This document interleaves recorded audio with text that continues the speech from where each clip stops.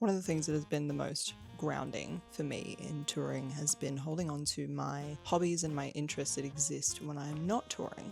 And that can be incredibly difficult depending on what your hobbies and interests are. For me, my main hobby has always been reading. And it was only a matter of time before I started to do reading yaps on the main channel, because that's just who I am. If you're unaware, I have a book club that revolves around the ability to be part of the book club, but also tour at the same time, which is also deeply helpful for people who are parents, work hard schedules, who are unable to attend like a normal functioning book club in the way that some other people are able to. It has been, in the last year while I've been touring, the most grounding thing that I have had in my life. I have been a reader my whole life. It has always been something that's been deeply important to me. It has always been something that I have loved. It has been my favorite hobby since I was a child, and probably my greatest passion outside of tech and entertainment. I read a lot. I consume a large amount of books. I consume more recently than previously a varied and interesting array of kinds of books. One of the reasons that I am able to read so much, which is people's most common question when they talk to me about reading, is that I read everywhere. I read on public transport, I read at night before I go to bed, I read in the morning when I wake up, I read at work in between my responsibilities. It is the thing that I do when I want to unwind. I don't really watch TV or watch movies. If I do, that is like a social event that I do with other people. Last year in 2024, I lived in 5 different cities over the course of the year. And in the last season, while I've been in Melbourne for Tina the Tina Turner musical, I have found that not only have I really fallen back into reading very, very hard, but also that my reading style and the kinds of books that I'm looking at and I'm interested in has changed. So I decided that something that I wanted to start doing was looking at different legs of the tours that I go on and what kinds of books I was reading, my favorite books that I read in that time, my favorite places to read and buy books in the places near the theatres that I'm working in. So this is the first of those. For the last 6 months, I've been at the Princess Theatre in Melbourne, which is right next to 2 small independent bookstores, which was very dangerous for my bank account, but very satisfying for when I just wanted to take a break from being in the theatre and being surrounded by work and wanted to go and have a look in a store if I needed to get something new. That was very convenient. I've been reading on this leg of the tour physical books again. In other cities, I had been predominantly using my Kindle because I specifically bought a Kindle, not thinking I would ever be a Kindle person, for the sake of the fact that moving every 8 weeks to different cities, having to put my life into a weight allowance, did not really account for taking physical books with me, especially because of the amount of books that I do read. But now that we've sat down in Melbourne for a hot second and I'm going to be here for a little while longer, I decided to start buying and reading physical books again. I have been, for pretty much my entire life, a fantasy reader. That has been the main genre that I have been interested in. It never really strayed outside of that until a few years ago. In the last 6 months, though, I have started reading a lot of horror. My experience of horror up until recently was always really beige, really boring. In a haunted house, this is happening. And I think because of the pace that I read, things were just going over my head. There was no tension, it was just boring. My gateway into horror, I feel like, was body horror, and especially body horror written by women about women, because the nature of being a woman and having a woman's body is quite horrific sometimes. So even though these things were dramatized, horrific, like built up and definitely overdone for the story, there was still an element of truth and reality in them. And that's kind of where I've been at.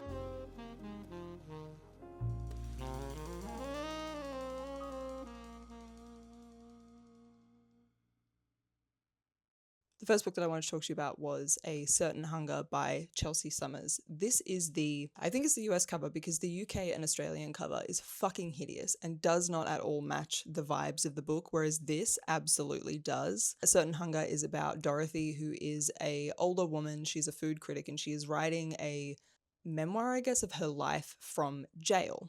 Dorothy kind of goes through the experience of the heights of her career and the luxury that she's lived her life in, as well as talking about how she got into and the process of the crimes she committed, which involved murdering and eating her lovers. Some of the chapters in this book can be incredibly graphic. The way that this book is written made me feel smarter. It was so beautifully written. It had such interesting things to say about being a woman, about women in things like crime, about women in relationships, women in careers. Dorothy was so nasty and witty and strong. So I honestly would have been incredibly interested to read this book, regardless of whether it had like a shock element of the horror. But the horror just made it that much more interesting and captivating because it was also beautifully written, even though it was horrific. I absolutely made the mistake of sitting down to read this book after my partner had made me like a steak dinner after work one night, and that was a mistake. Cannot recommend this book enough. I recommend it to everybody now. It was given to me as a recommendation by my friend Laura, who has a channel that I will link below. A lot of these books are recommendations from her that have really opened the horizons of my reading taste. I unfortunately do not have a physical copy of this book yet because I am waiting to get a very specific one that I like, but the next book that I wanted to talk about was If We Were Villains by M.L. Rio. The first M.L. Rio book I read was a book called Graveyard Shift, which was this really interesting story set in a single night in a university graveyard where a group of people who are connected only by the fact that they are the only smokers in the area, and they go to this abandoned church in like a cemetery to smoke on campus. They witness someone committing what they believe is a really suspicious crime, and then they go on to try and solve the crime over the course of a night. I absolutely loved the way that it was written. I loved the writing in that book, and so I was really excited to pick up more stories by M.L. Rio. And then I saw this one, which is all over the internet, so I don't know why I hadn't picked it up yet, but If We Were Villains is about a group of university students who are all studying Shakespeare, and one of them is murdered. The way that this was so interesting to read, though, as somebody who is in theatre, who is in this world, especially for the friends that I have who have studied theatre and like went to drama school, they said that this was very confronting because it was very realistic of their time there. It was just really fun. There's something really fun about seeing your real world in a very niche way reflected in a story. Again, beautifully written, super interesting. If you are a theatre person, if you are a Shakespeare person, I cannot recommend enough that you read If We Were Villains. Another book that I don't have a physical copy of because I want a specific cover of it, so I will be waiting to order that, is The Bogwife. The Bogwife is one of the weirdest books that I have ever read. The Bogwife is about a family who live in the Appalachian, help. They live on and tend to this cranberry bog that their family has a multi-generational covenant with to care for the bog. Part of caring for the bog means that they sacrifice the patriarch of their family to the bog, and the bog gives them a woman to become the wife of the eldest brother in the family, the bog wife. They then have children. The children carry on and do the same thing. The story that we follow is at a time when the bog does not give them a wife, and the family of siblings who have all just lost their father, who have all lived on this bog their entire lives, very strong cult vibes. They're trying to figure out what went wrong, how they can get a wife out of the bog, and what that means for their family, while one member of the family who has escaped the family and gone to the outside world comes back to try and help take care of the family in this time. And she is trying to convince them all to get out and get away from the house, get away from the bog. In the process of that, they uncover things about their family's history and about the land that they're on and about the bog that they're in. It is just one of the most interesting books I've ever read in my life. Something that I found really impressive about it as well is that there are so many main characters. You follow very closely 4 or 5 characters that you all get a perspective from very early on. And at no point was that difficult to follow. All of these characters were so individually themselves in a way that made it really easy to follow those specific characters, regardless of how many there were and how quickly we were jumping between them. Next book is Perfume and Pain by Anna Dawn. This is another Laura recommendation. This book is about Astrid, who is an author who is known for writing like lesbian pulp fiction. She is currently, in the time that we follow her in this book, trying to kick a drug habit, write a new story, struggling to navigate through some really heinous toxic relationships, and also going through the process of one of her previous works being adapted into a film in a way that she's not really cool with, but she's recently been cancelled for saying some really heinous stuff in an interview. So she's trying to just play nice and make everything work. Astrid is the worst. She is the worst character. She is one of the worst people, but you can't help but feel for her experience of the way that she feels about herself and her creativity and her substance abuse and her helplessness in all of those things. This was simultaneously so tragic on so many fronts, but so funny at the same time. The perspective of Astrid and the things that are happening in the book are not funny at all. but they really do make you laugh, which I think was really clever. This book has a lot of really interesting things to say about the evolution of the culture, the language around queerness, and the ways that older people may struggle with the way that their culture has changed and evolved and moved, and how many more people are now comfortable expressing publicly that they are part of that community. Normal People by Sally Rooney. I did not know that this was a TV show until I was yapping to my partner about this book, and he reminded me that it is now a TV series, which I now need to watch. Not that I'm a TV person, but I will watch it for this, because this book was so satisfying and so beautiful. I will die on the hill that miscommunication in romance as a trope of why things aren't working can die in the deepest of holes. And at the start of this book, I kind of got the feeling that maybe miscommunication was going to be the issue, but this is how miscommunication makes sense. In this story, we follow two young people who are in high school, and they start having a sexual relationship and building a friendship. We then follow them for the next couple of decades, like falling in and out of friendship, romance, being estranged from each other, and all of the ways that they still maintain their importance to each other, and just really the complexities of human relationships in different periods of your life. Miscommunication is huge in this book. It's a lot of two people who just don't talk to each other about how they feel, but it was done in such a beautiful way where you're also aware that even if these people are failing to communicate, it is still with the person that they trust and value the most and have connected with the most in their life, which is quite tragic and very real. So I didn't really mind the miscommunication of it all because of the way that Sally approached it in this story with these characters, where it felt so genuine and so obvious that that is actually how those characters would act in real life. The two main characters in this book that we follow, the way that their personalities and their stories and their personal histories that we get to explore, the way that those things are built and shown to us, make it make complete sense that they struggle to communicate with each other and be vulnerable with each other, even while holding the most love for each other that they have really for anyone else. It was so beautiful. I loved it. I immediately went and bought many of Sally Rooney's other books to read because of how much I loved this book. Definitely fitting into the weird horror type books of it all is Tender is the Flesh. This is a pretty classic weird horror book to be recommended. I do like a weird book. I do like a disturbing book. I do like a book that has themes that maybe some people might not be comfortable reading, so do check trigger warnings for books before you go into them. This book is set in a dystopian future where animals have been infected with a virus that makes their meat not safe for human consumption, and all animals have pretty much been killed to get rid of this virus before it impacts other people. That does mean, though, that there is a massive shortage in most people's food supply. Humans start being consumed. Humans become the replacement meat for animal meat. The main character that we follow in this story works in part of the slaughtering process and works a lot with other people who are in different parts of the industry, whether that is around the slaughtering and selling of humans, the breeding of humans for human meat, also the ways that they are altering meat in order to make it last longer, taste better, all of those things, which really does come into question the ethics of consumption. Obviously really disturbing, obviously very graphic, does have a lot of really interesting things to say about the consumption of meat, the selling of people as well. Really weird, would recommend. I was going to get it out of my shelf and show it to you, but it's under like a large stack of books.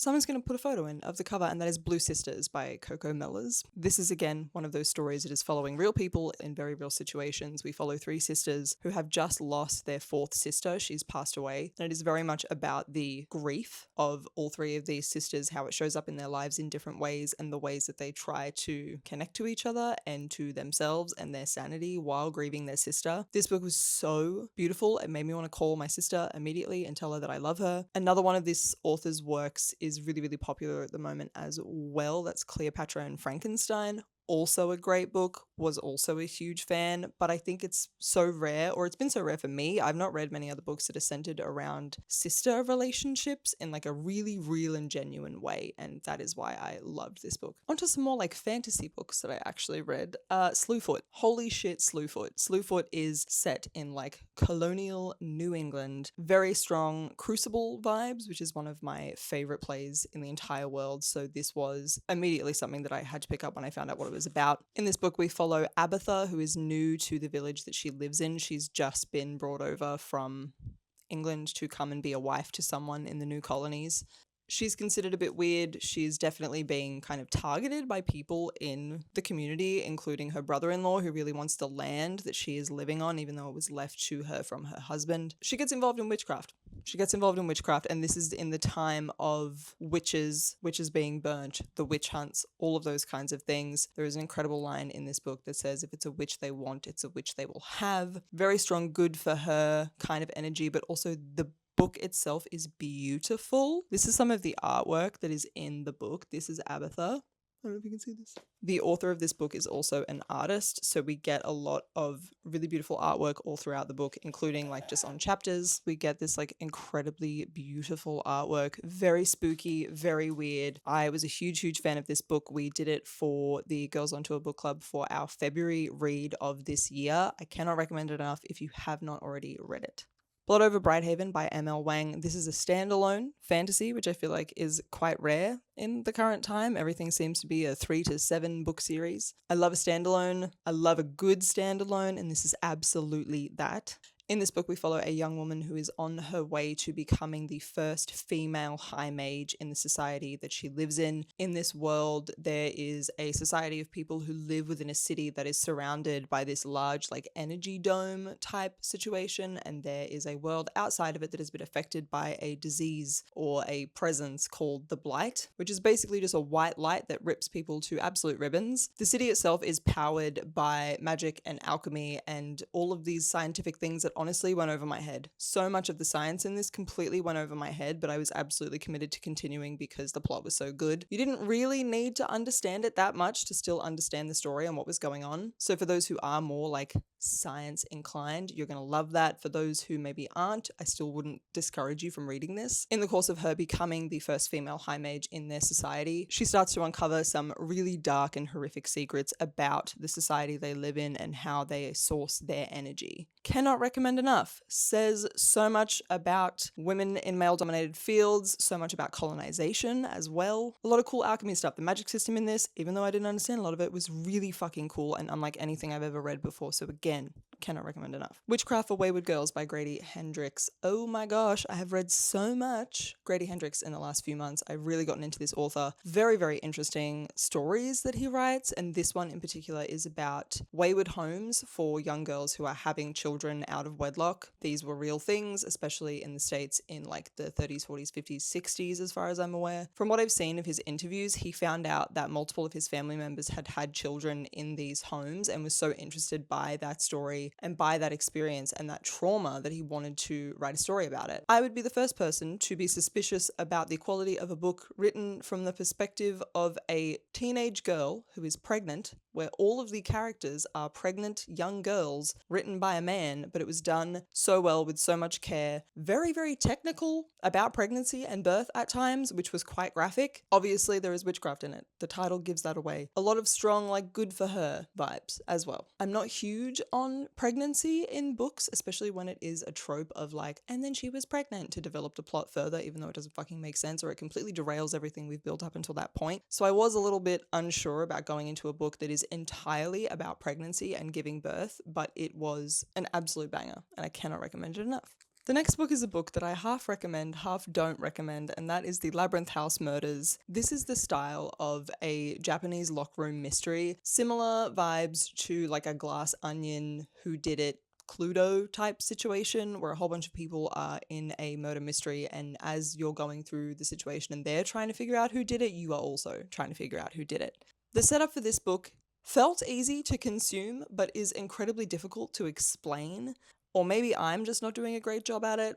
The book itself is set up as if the story we are about to read is a dramatized version of a real life event, and the person who is writing the book was there. We then go into the actual story where 4 authors are challenged to write a story. So there's stories upon stories upon stories in this book, but it is so fun. I had so much fun reading it up until the very end, where the end absolutely ruined it for me. But the rage that I felt and how funny the way it was ruined didn't make me regret reading it at all. And I would deeply encourage you to read it just so we can rage together, to be honest, because the ending of this is one of the dumbest things I've ever read.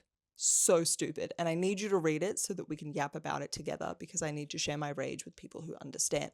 Those are some of my favorite books that I have read while I have been here on tour in Melbourne. This is something that I plan to continue doing on different legs of different tours and work that I do, so I will see you again in a few months to do another one. If you like any of the books in this video that I've talked about and you have some recommendations for me, please send them my way. If you want to see any more recommendations for books, let me know, because I will talk about books every day until the cows come home. You do not have to ask me twice.